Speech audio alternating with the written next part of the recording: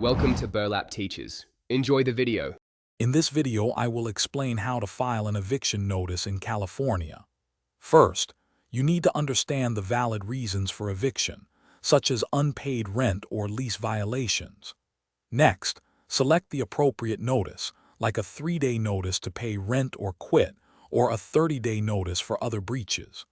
Make sure your notice clearly states the tenant's name, property address, and the specific reason for eviction. This initial step is crucial for a legally sound process. Once your notice is prepared, proper service is essential.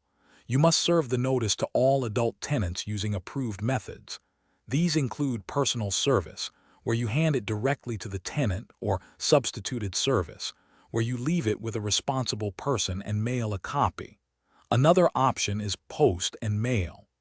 Always document the exact date and method of service, as this proof will be vital later. If the tenant does not comply with the notice after the specified period, your next step is to file an unlawful detainer lawsuit. This involves completing specific court forms, such as the summons and complaint, and submitting them to the superior court in the county where the property is located. Be prepared to pay the required court filing fees, which can vary. This officially starts the legal eviction process. After filing, a court hearing will be scheduled. You must attend and present your case, providing all documentation, including the notice and proof of service.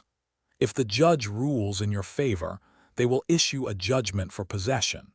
Should the tenant still refuse to leave, you can then request the sheriff to enforce the eviction, ensuring the property is vacated according to legal procedures. Thanks for watching. Consider subscribing if this video helped you.